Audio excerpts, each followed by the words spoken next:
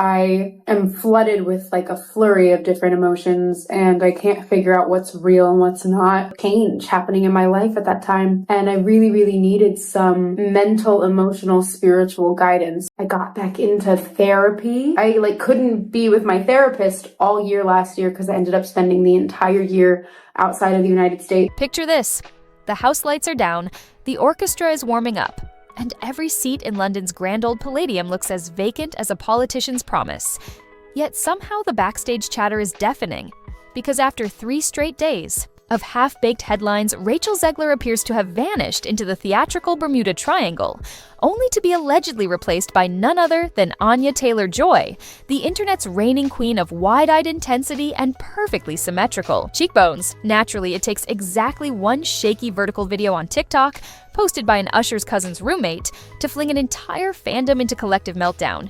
In the grainy clip, a tall blonde Eva darts across stage left, spins, belts an alarmingly accurate Buenos Aires, then bows to an empty mezzanine, while rehearsal staff scramble like toddlers chasing confetti. I realized what a dark headspace I had been in and how LA was making me feel like I was still there, because LA is a really hard place to be, especially if you're a New Yorker. I think the adjustment is so much different. Cue millions of pause buttons, frame-by-frame analyses, and red-circled screenshots that look more like paranormal investigations than theater gossip. Within minutes, Not My Evita is trending. Twitter sleuths are comparing earlobe shapes to prove it is indeed the chess-playing darling from The Queen's Gambit. And someone inevitably claims they have a cousin at Vogue who swears Anya ordered vintage Perron heels 2 weeks ago. Josh and I have been operating and living together, and not to sound codependent, but I miss him. I resent that. I resent the fact that I felt the need to say that. Meanwhile, poor Rachel's socials go quieter than a mime convention. The formerly hyperactive Instagram story feed, once littered with mood board selfies and wholesome rehearsal bromides, is suddenly scrubbed cleaner than a celebrity's search history.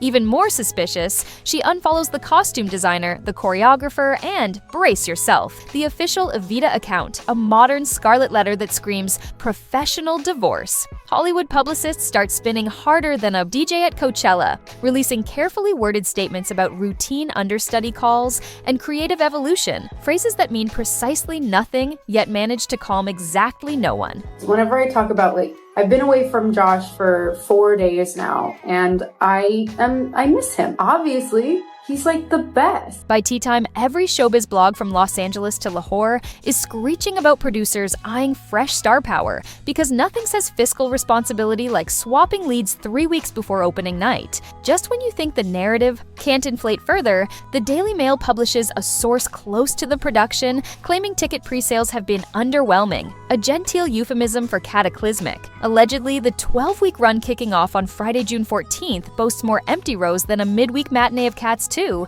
so the money men reportedly convene an emergency brunch, decide salvation requires a shiny new headline, and ring Anya's agent faster than you can say box office insurance policy. You seem to be dominating the world of musicals. You're doing Evita in London, right?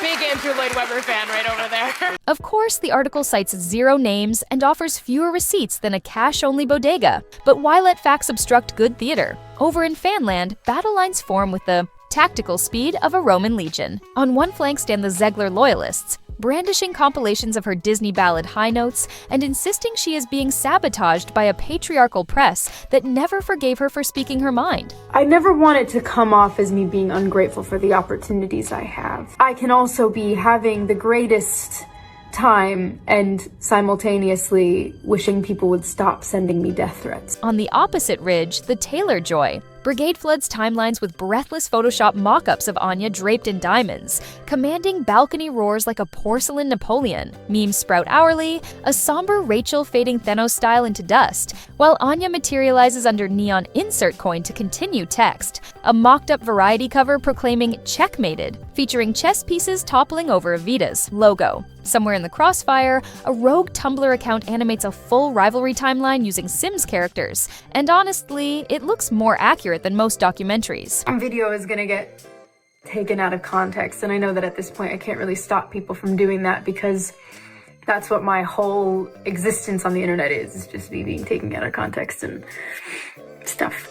Backstage, insiders whisper that the creative team is re-examining storytelling choices. Translation, they're desperately juggling schedules, costume fittings, and legal fine print. Remember, replacing a lead this late is less like switching batteries and more like replacing an airplane engine mid-flight, except the passengers paid premium West End prices and still might not get complimentary peanuts.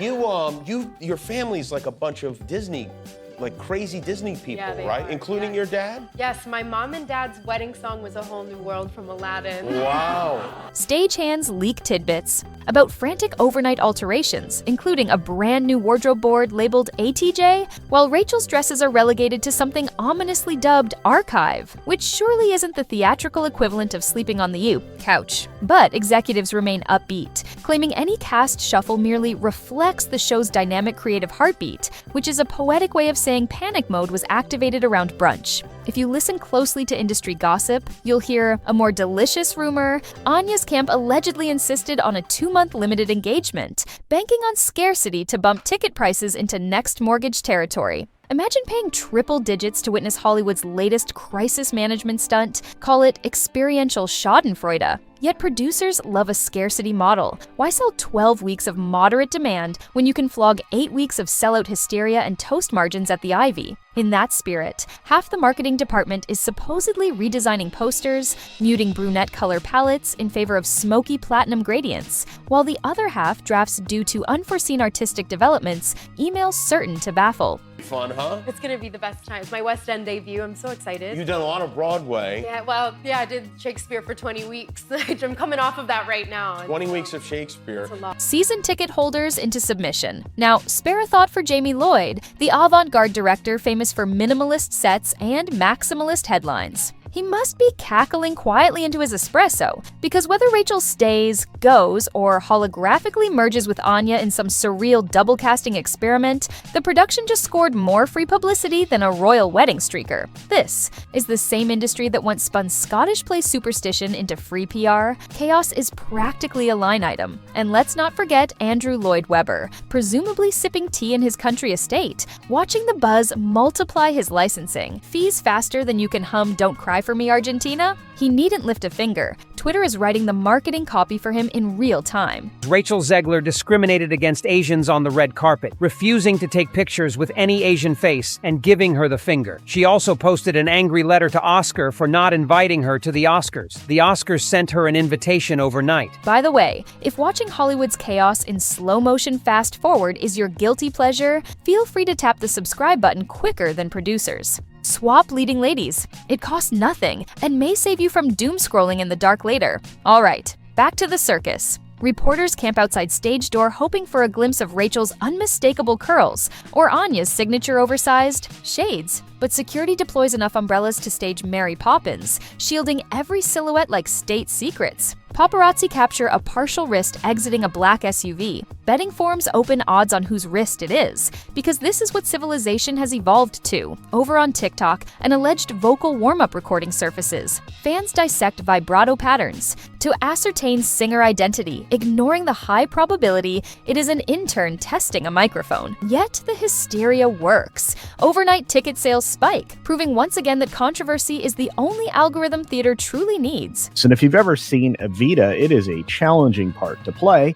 And I don't think she has the temerity, the stamina, you pick a word here, in order to pull it off going, every single day that the theater is open. Still, the silence from Rachel's camp grows louder when a performer who once live tweeted her coffee order suddenly ghosts the internet. Conspiracy theories balloon. Some speculate she is negotiating a Hollywood blockbuster and voluntarily stepping back. Others claim she walked after creative disagreements about choreography, tote bag size, or the ghost light's lumens. A more outlandish theory posits that Disney secretly recalled her for reshoots on a Snow White salvage mission, clearly written by someone who thinks mouse-eared executives run MI6. The truth is likely duller, but dull rarely trends. Anya, on the other hand, continues her trademark enigmatic silence, punctuated only by serene paparazzi photos leaving a Pilates studio in head-to-toe sustainable linen. Her PR team needs say nothing. The internet does the heavy lifting, hailing her as theater's radiant savior before she even sets foot on stage. Zegler has been labeled a PR nightmare,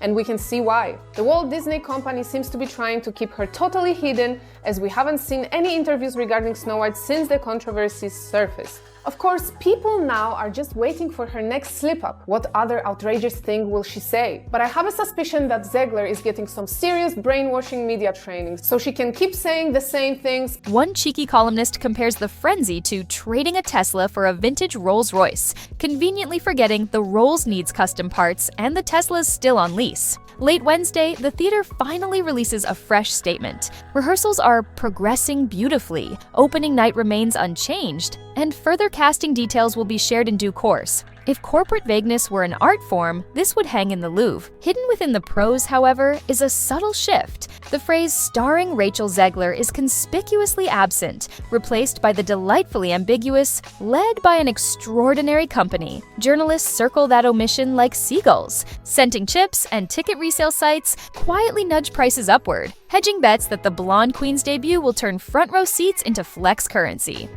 What is it like for you now having all of this? I think it's a lot of pressure, right? It's definitely a lot of pressure, but I surround very good people who keep me grounded and try to just stay as true to myself as I possibly can.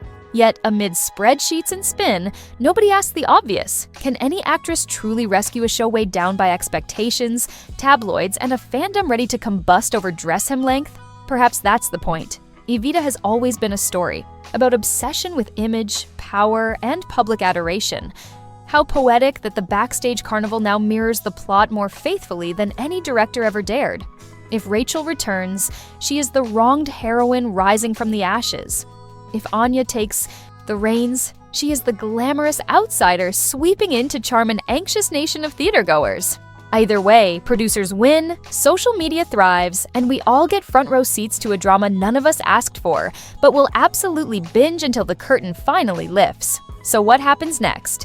Will Rachel stage a triumphant Instagram Live tearfully, announcing her renewed commitment and higher belt notes? Will Anya glide through a confetti cannon at the first preview and collect standing ovations purely for existing? Or will the Palladium do the most theatrical thing imaginable, double cast the role and let the audience discover which diva leads the uprising each night, like glamorous Russian roulette?